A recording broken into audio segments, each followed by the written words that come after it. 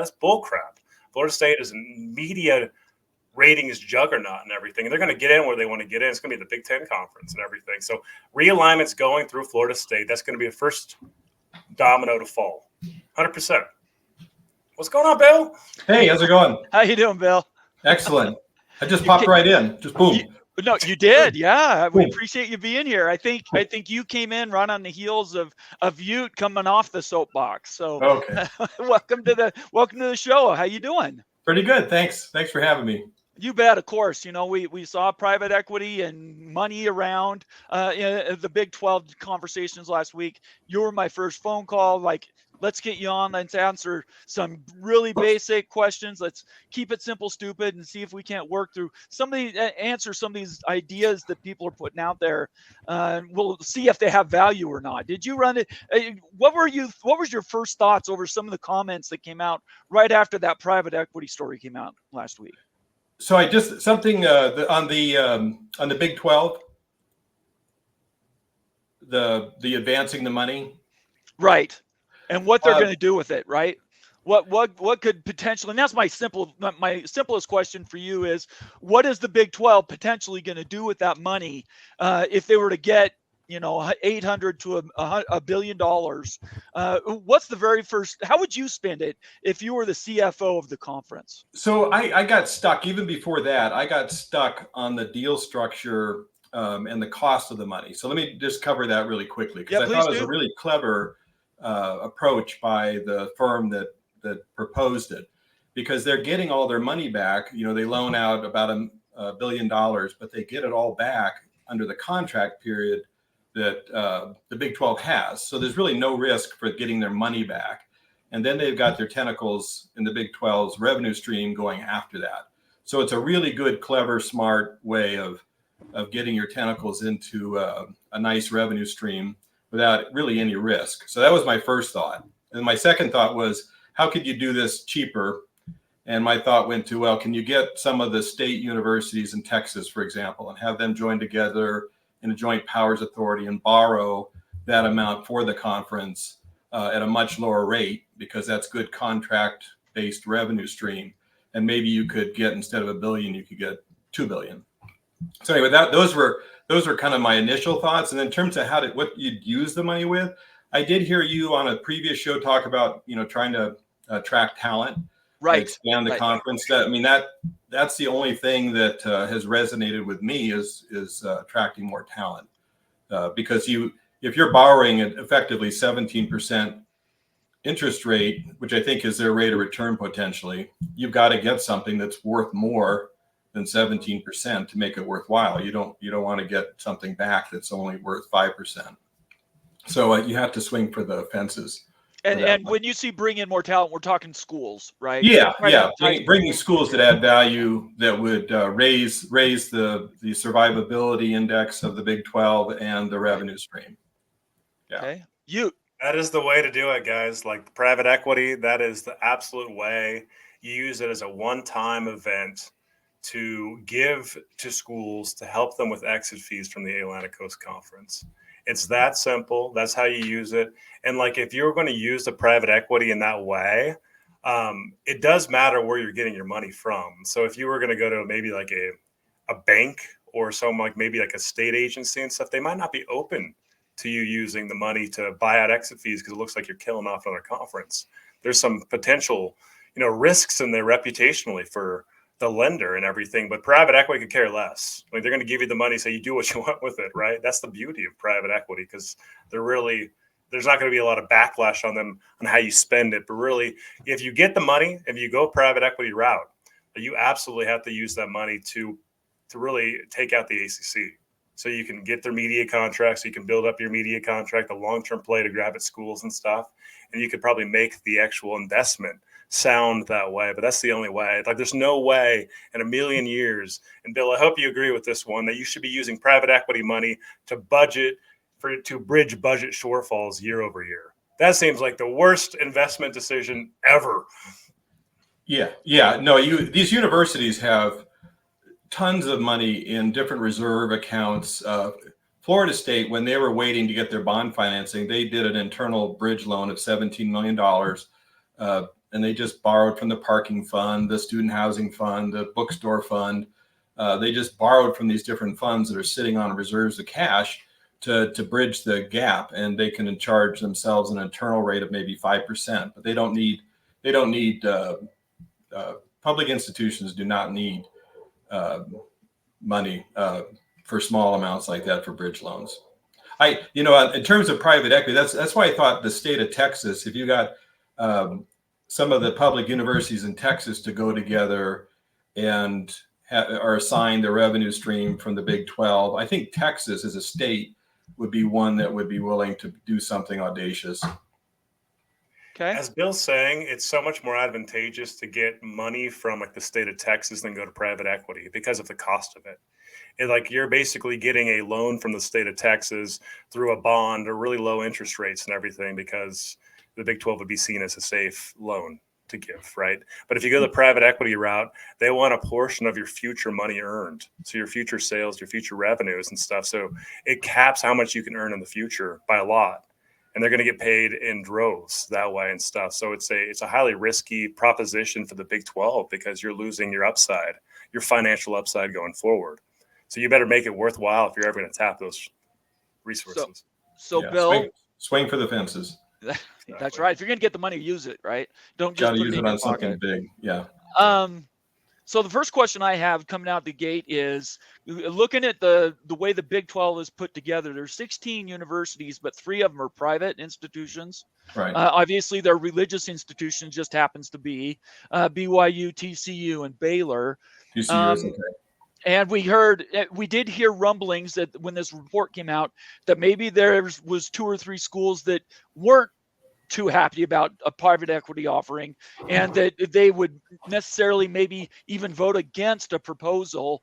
Can you first explain to us the difference between these private institutions and the state institutions, and how they might look at this money a different way? And 2, what's the exposure going to be for these private institutions that would maybe help them stay reserved and not necessarily want to go for it? Well, the private institutions have a little more. It's a little more circuitous route to get low cost financing, and I haven't actually looked at that and how they if they're structuring it, what their borrowing rates are. But I would think their concerns is they don't have access to inexpensive capital, and they need that cash flow, that 20% cash flow, to remain competitive. They don't have as many levers as a public institution. They probably have more difficulty getting money from a local government or a state government to invest in their facilities. You saw that in Penn State. They got an infusion of cash from the state government. I think Wisconsin, there was some infusion of cash. Florida. So you have these state agencies that are willing to help their own agency. They're basically their sister departments, universities within the state, to raise cash and invest in their facilities. And the private universities don't have those levers. So I think they would be a little skittish in giving up a revenue stream. Okay, and then what's the downside for them voting? Can the Big 12 with 16 teams sign a private equity deal if the vote wasn't unanimous? Well, I don't know the bylaws. I'd imagine that they might be able to get by with just losing 3 votes. Okay. But on the private equity side, I'm just really nervous. My Pac-12 experience, I'm really nervous with a conference catching money before it goes to the teams. Right. Because Larry Scott, had this bright, he worked with a handful of university presidents. Nobody else was in the loop. Athletic directors didn't know, and he cut this network deal to have their own network and trying to go on their own. And it was a disaster. And it was all decided by a handful of, universities presidents on an executive committee and the commissioner. And so he's kind of created a firewall between him and the rest of the university's interest across the conference. So anytime a conference commissioner starts dreaming up money where they catch it before it gets to the universities, that makes me really nervous. Okay. Do you have another question? I do, if you don't. Yeah, go ahead. Next question is, and this comes from Rock and Rant, who is in the wings watching this conversation really well, Bill. So I expect you to put on quite a show with these questions. Okay. In simple terms, what does private capital investment mean for a conference like the Big 12, and how might it change the game for individual schools involved, especially those pursuing independent deals beyond conference? Well, yeah. Once you take that, once the conference takes a slice of your contract revenue, so as a university, when you go out to borrow, you're laying out for in an official statement for every bidder to see what your revenue streams are, and how secure they are. And having a media contract that's guaranteed for 6 years at $32 million is a great source to borrow money against. If somebody takes 20% of that, obviously you have to reduce that amount. It reduces your borrowing capacity, but it also introduces an element of risk that revenue stream is not the universities alone, that a majority of other universities could vote to take that away from them. So I think you put all individual universities in the conference on a little bit of shaky ground with their own financing when you start meddling with that revenue stream. Okay. Jude or Moen, you want to follow up on that? Okay. Go ahead, Moen.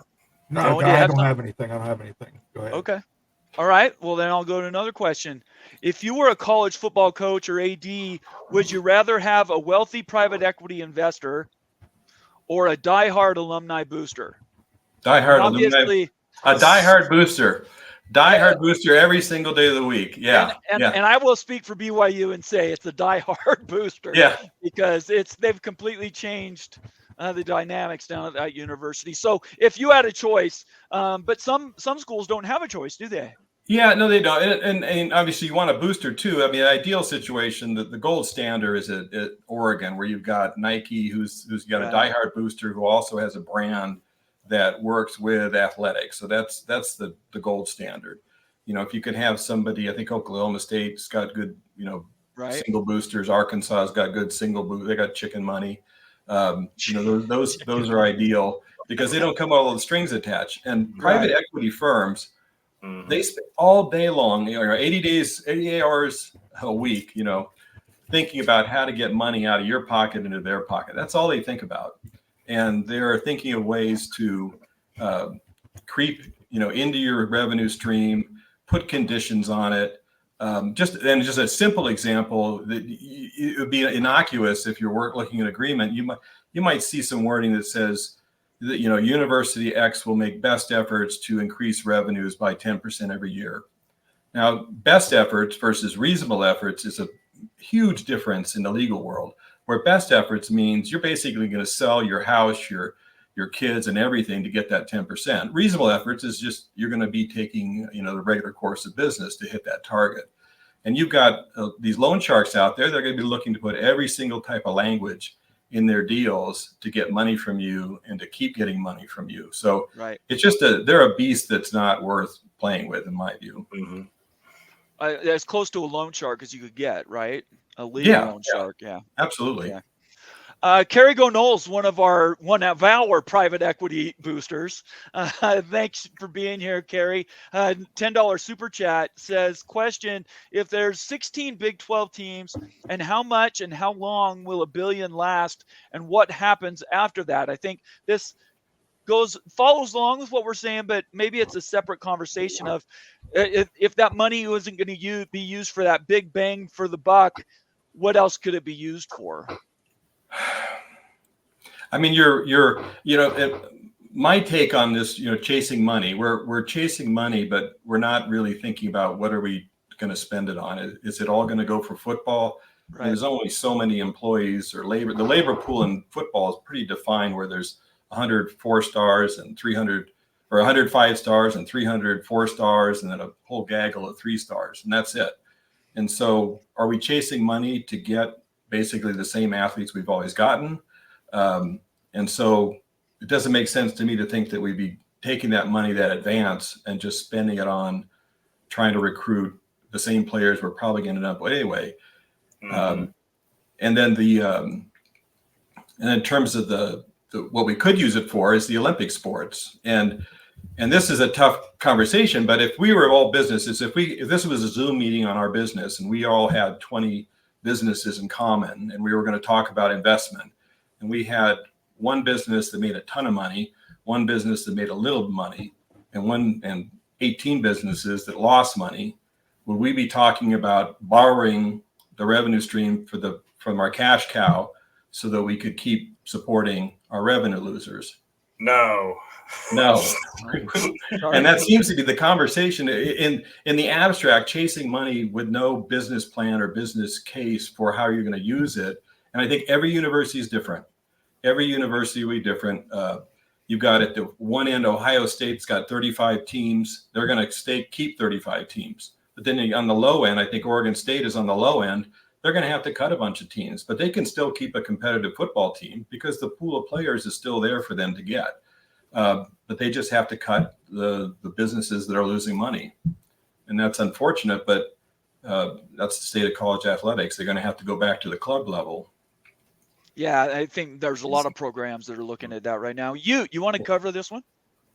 Yeah, so first off, Bill just nailed that, though. It's the solution is cutting sports and not borrowing private equity funds to fund sports that are losing money.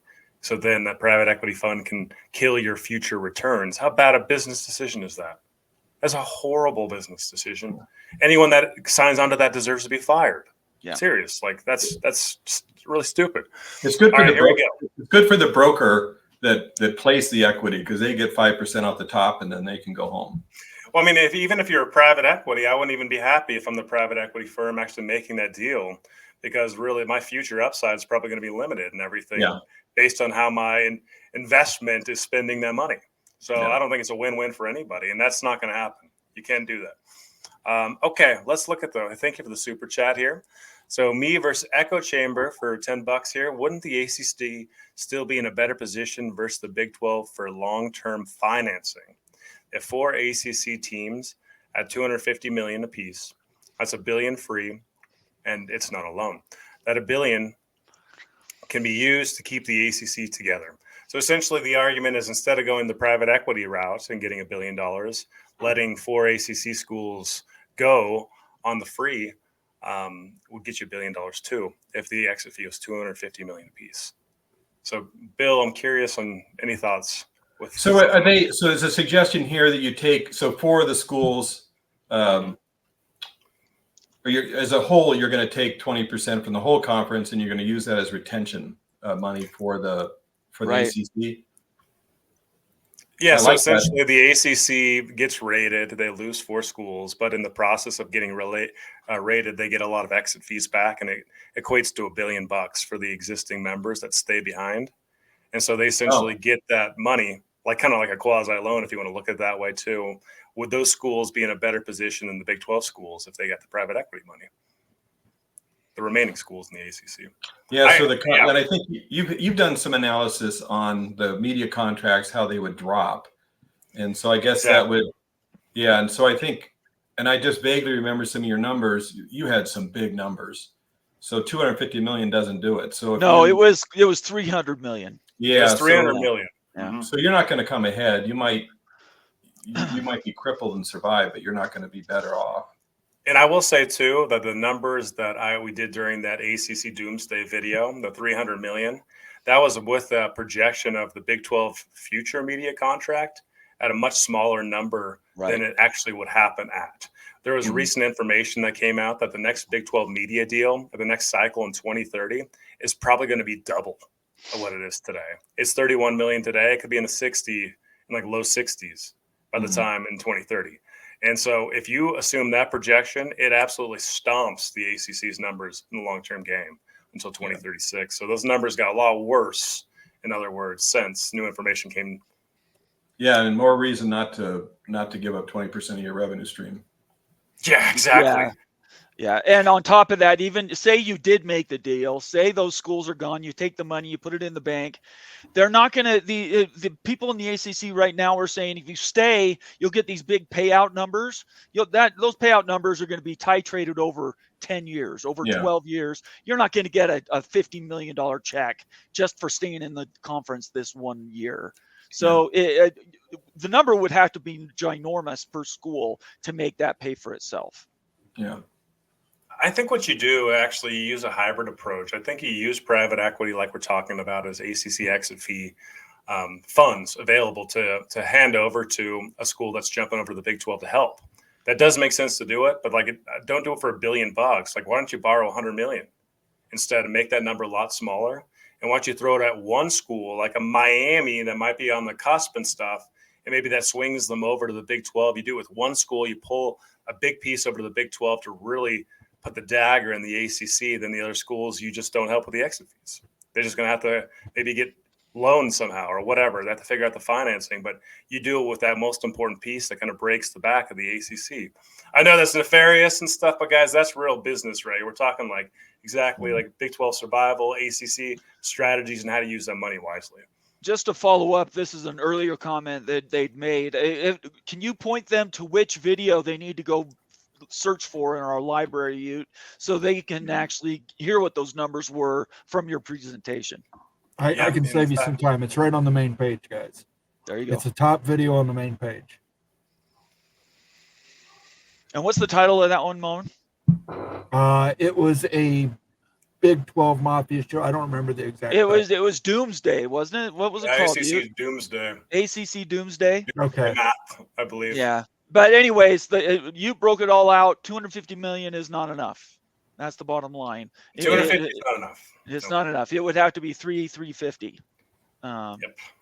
And you're assuming that by losing North Carolina, Clemson, Florida State, we're just going to throw Virginia in there. We won't even put Miami in that on that list. That their media value doesn't just fall through the floor at that point anyway. And I just looked up where the Big 12 headquarters is. You guys know that it's in Texas. It is, yeah.